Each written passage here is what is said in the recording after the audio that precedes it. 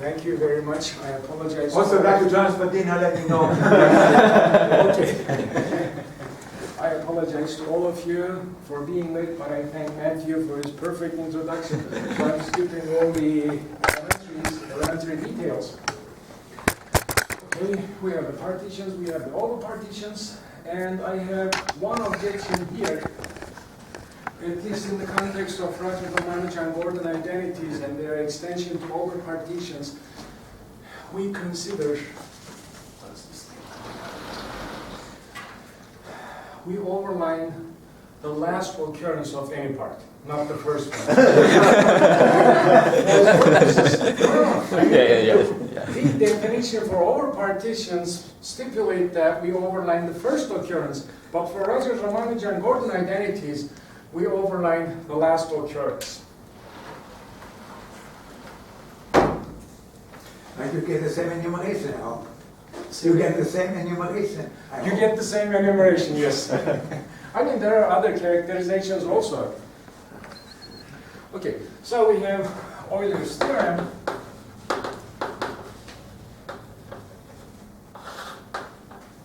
And Matthew told you about generating functions also, which enumerates partitions where parts don't, multiple parts are not used, parts occur in singles only. In other words, frequencies are strictly less than 2. This is the same thing as partitions of n into parts that are in some congruence class. Condition. And I'm not going to write the congruence condition. We have odd parts there. Therefore, once we have parts that come from certain congruence classes, we have a generating function that's a single infinite product.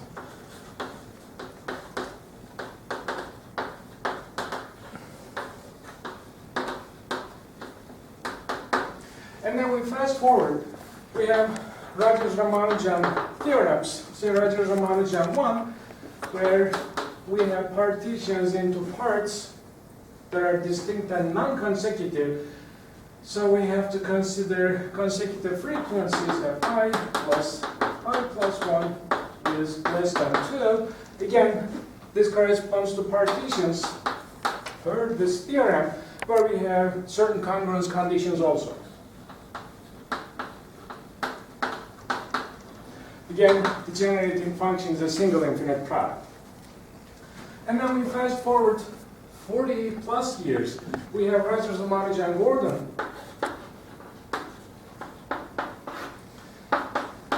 where he replaced this 2 by a larger number. Fi plus 1 is less than or equal to k. And we have to bound the number of occurrences of 1 also. You get 1, you get all. Again, this corresponds to partitions of n into parts that satisfy certain congruence conditions.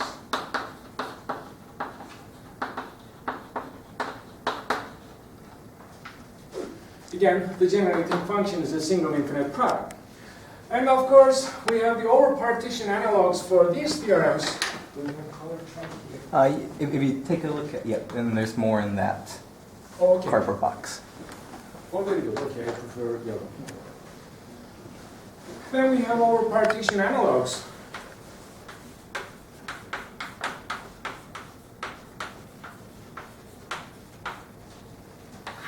For Rogers-Ramanujan-Gordon, the condition for consecutive frequencies adding up to less than k, this time we have f of I plus f of I bar plus f of I plus 1 is equal to less than k. And again, there's a bound for the number of occurrences of 1. We still get congruence condition for both the parts and for the overlying parts equals, these are over-partitions. Let me represent them this way. Again, parts that come from certain congruous classes.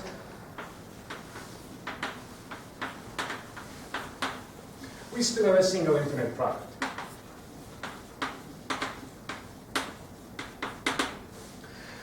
At this point, I need to say something about these congruence conditions.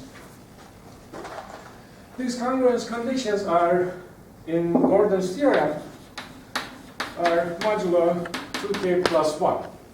And for over-partitions, they are, I think they were 2k.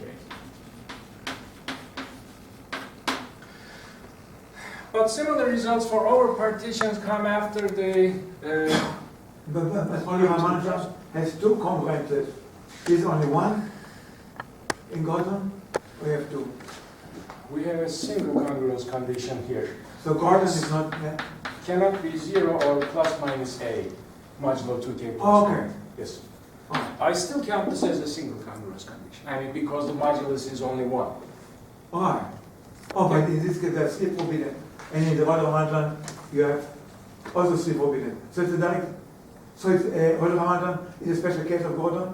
That is correct. When you In take case 2, k equals 2, then yeah, exactly. you get Rogers-Ramanujan. For a equals 2, that's Rogers-Ramanujan 1. For a equals 1, that's Rogers-Ramanujan 2. Yes, that's a spatial case. Yes, and this is modulo 5. Yes. Parts cannot be 0 or plus minus 2 modulo. I don't want to state these explicitly because I'd like to focus on these conditions today and how to write bivariate generating functions. But a natural open question after Gordon's theorem is to get a similar partition identity containing even modulus here. So an open question afterwards. Can we do this? Can we get a similar identity for even modulus? And a partial answer was given by George Andrews.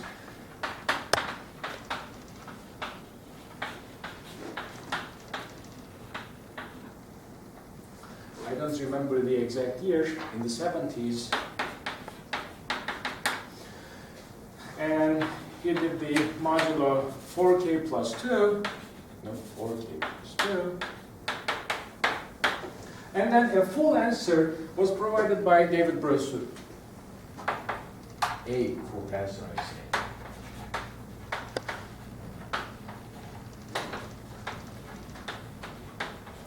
That is 1980, 1981, 1979, thereabouts.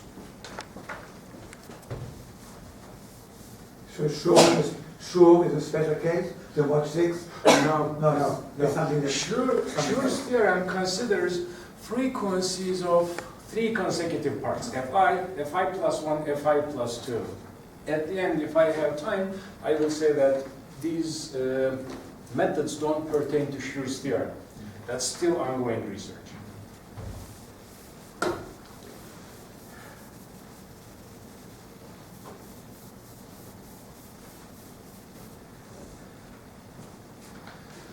Okay, so Bressoud's theorem, he has many, but his theorem in this context says that if we take partitions, regular partitions of integers, where we have Gordon's condition, fi plus 1 less than k, if 1 is less than a, on top of this, he has this extra condition. In Cortel and Lovejoy's terminology, when these frequencies are saturated, meaning they attain their upper bound, if I plus 1 is equal to k minus 1, then the sum of all those parts, I times fi, sum of all i's plus sum of all I plus 1's, must be congruent to a minus 1 modulo 2. That's Bressoud's extra condition. If this is satisfied, then this is the same thing as partitions of n into into parts that are in certain congruence classes.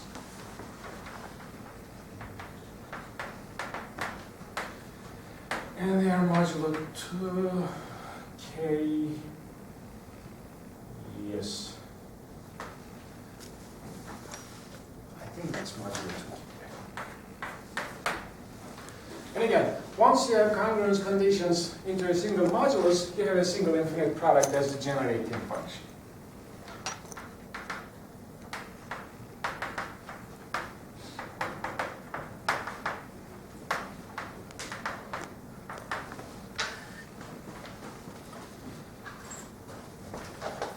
And of course, there was an over-partition analog of Bressoud's theorem.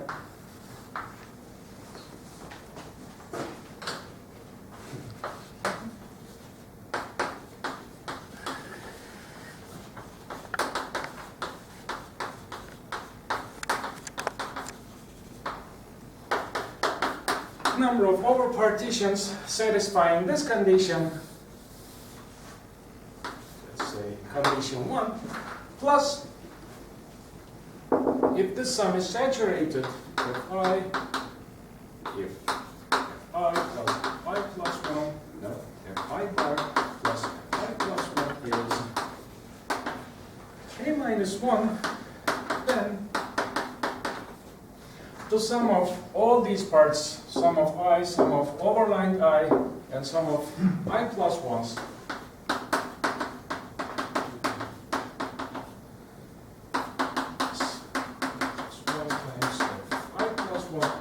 congruent to a minus 1 plus d of I modulo 2. But the f I overline it is a 0 or 1, right? That is correct, Yeah. yes. This is either, oh, excuse me, this is I bar. This is 0 or 1. That is correct, yes. Other frequencies are, they have more freedom, but for overlying parts, either 0 or 1. Are there other generalizations in which you can have more than 1 bar per? That's still ongoing research. That's part of the research, but the main difficulty is we don't have such nice generating functions. Either we cannot generate the series, or they are not fit for Jacobi's triple product identity. That's the bottleneck.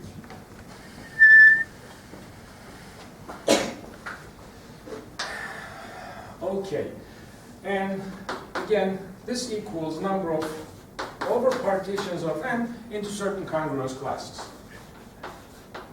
Congruence conditions. And then the generating function is still an infinite product.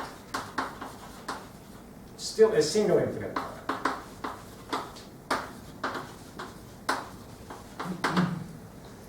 And over-partition analog of Bressoud's theorem is a theorem of many authors. Two extreme cases, if I'm not mistaken, the A equals 1 case and A equals K case is done by Cortell, Lovejoy, and Malay, I think. And the remaining cases are done by Bill Chen and I'm sorry, I cannot remember all the names, but Bill Chen and collaborators. I think it's Sang and Shi for that. Is she? Okay.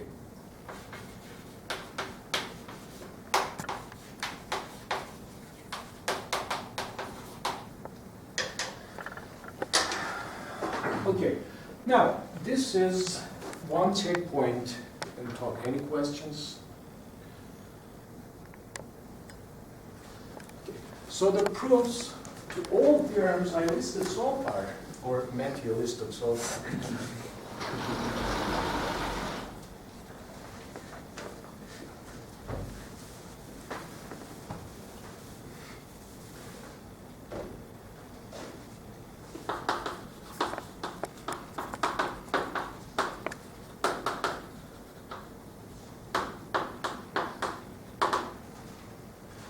Go as follows. We have a class of partitions.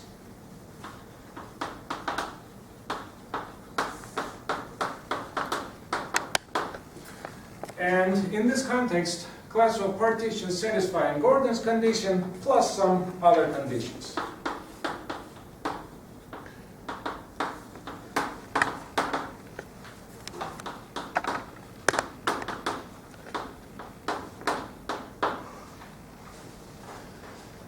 From these class of partitions, you write enumerants.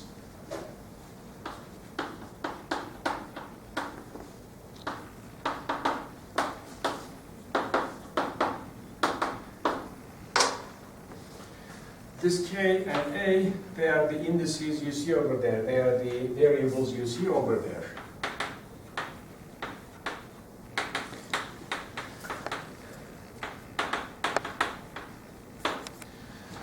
N is the number you are partitioning, which is called the weight of the partition, and M is number of parts.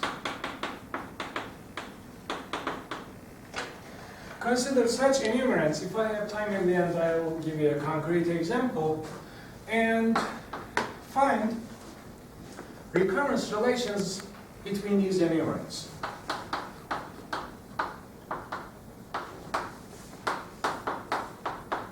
Of course, you have to provide some base cases also, initial conditions. Because these recurrences allow you to decrease M and N. So once you know what happens when M is 0 or M is negative, N is 0, N is negative, those are your initial cases. With that, your enumerants are uniquely determined. Once you have this, these imply functional equations plus initial conditions for the generating functions.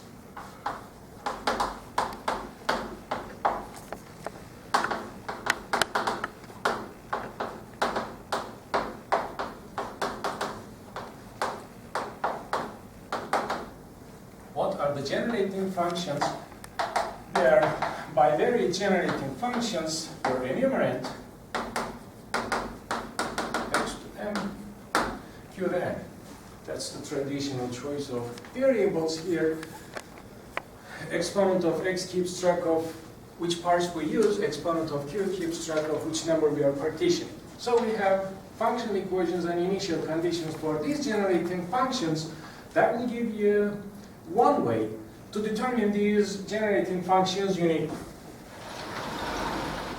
This is one line of computation. The other line of computation is you take a series that appear in literature, and for all theorems, all theorems I've listed so far, they are variants or some twists of Andrews J function.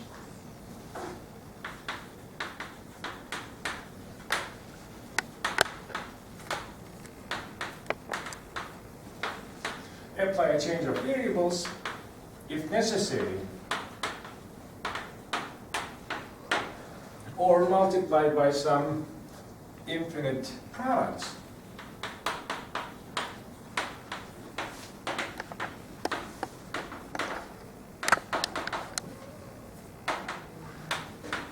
And get the functional equation satisfied by these series also. You have explicit formulas for these series.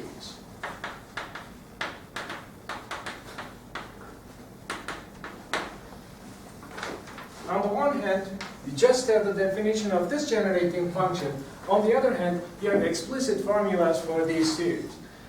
Because you have the explicit formulas, you can know which functional equations are and which initial conditions are necessary.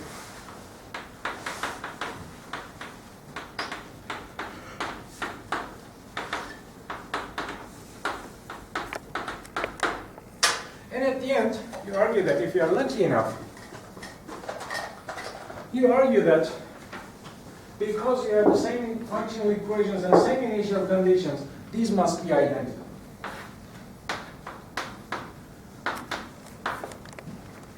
If they are the same, the functional equations and the initial conditions, you know that the generating functions are given by these series. And then the proofs called Apply-Jacobi's triple product identity to get the single infinite products, and that's it. So this is one answer to the open question after Gordon's theorem. Can we do this for even moduli? Yes, we can. And we can get over-partition analogs also. So the proof is similar for over-partition? Yes, yes, Yeah. yes. We have the twist of J function, and then we have similar functional equations for over-partitions also. I think we have two terms on the left-hand side because we have to consider when you have an overlined one and when you don't have an overlined one. So it's more complicated. A little bit. Just a little bit, not too difficult. I mean, that will give you only one more infinite product to multiply the series with.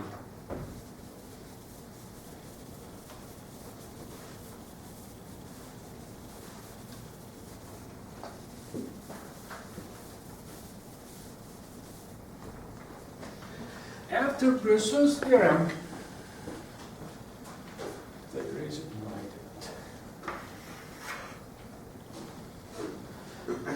naturally, one must wonder if we can replace this modulo 2 by modulo larger numbers.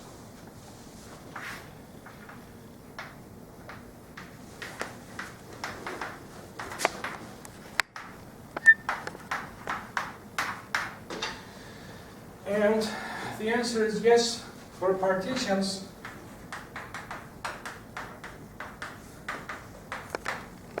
And we still don't know if we can do this for over-partitions.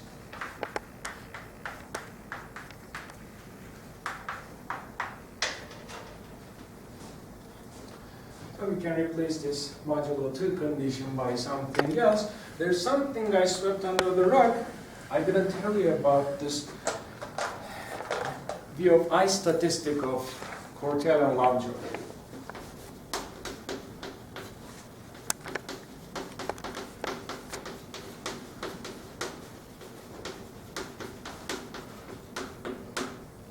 That view of I statistic is the number of overlying parts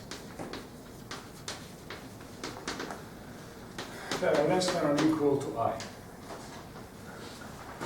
Now I'll tell you about the proof strategy that will unify all results we set up to here. Although we couldn't get the theorem for over-partitions, we saw that we have to replace this view of I statistic by something else.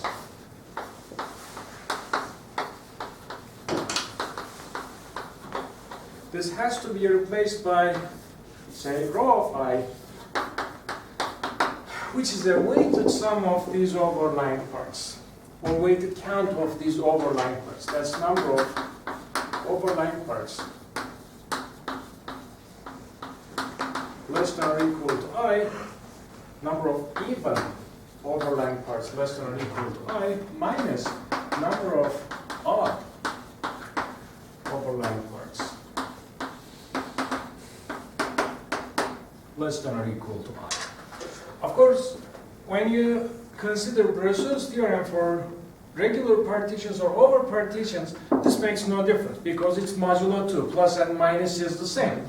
But if you want to generalize this for larger modulus, we have to replace the definition of E by that.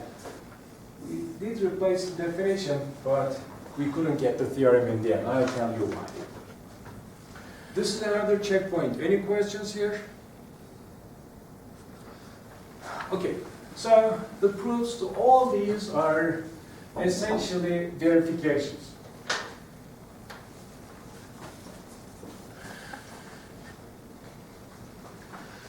Now I'll propose you a new method,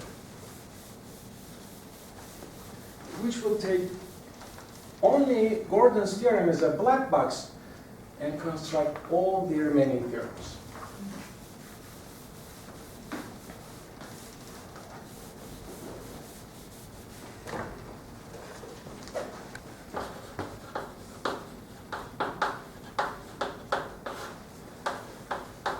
Assuming, or let's say,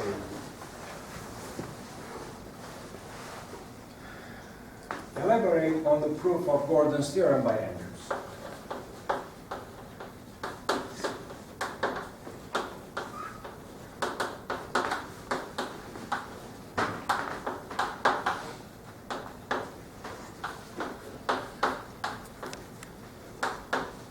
So assume that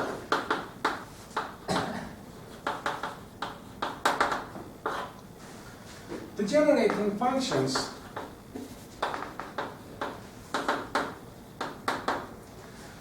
are of the following sort. A series, an infinite series where n is greater than or equal to 0, alpha of n depending on x times m of alpha plus beta sub n of x plus m of beta and so on, zeta n of x times m of zeta. For these alpha, beta, gamma, these are hypergeometric terms. Well, basic hypergeometric terms that don't depend on A. And these m's are monomials that do depend on A.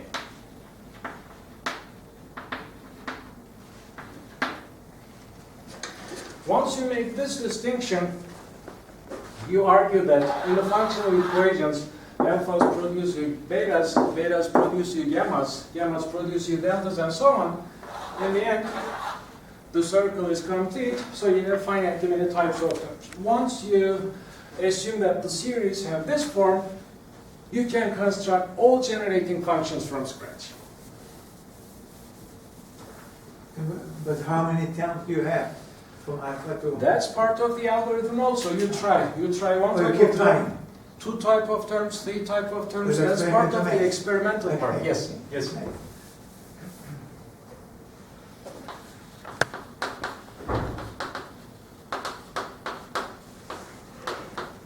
So that's a template for trying to find. That's a template, exactly, exactly. So we can construct all series, and so far, one type of term didn't produce us anything. Two types of terms produced all the theorems you've seen so far. 3, 5, 7 types of terms imply only one type of term. So if you have odd number of type of terms, that automatically implies only one type of term. And 4, 6, 8, I didn't try 6 and 8, but I did try 4. It just gave you the dissections of the case when you had two terms. So the two terms is the key. And in extending Bressoud's theorem, modulo D, I had the series first, I have to admit, and I try to fit a definition to that series. That's how things work. But the bottom line is, you can produce series from scratch, but it takes a long time. So I need some computer help, because if you try something like Bressoud's theorem extension or Andrew's parity results extensions, computations may take up to days or weeks. By hand. By hand, yes. And these computations don't require creativity, therefore I need some computer help. I gave a similar talk when I didn't have this many results in Austria at risk. And they had some software to help me, but then there were some difficulties, so we couldn't collaborate. I'm giving this talk here also in the hope that we can have some collaborations in the near future. That's all I wanted to say. Thank you very much.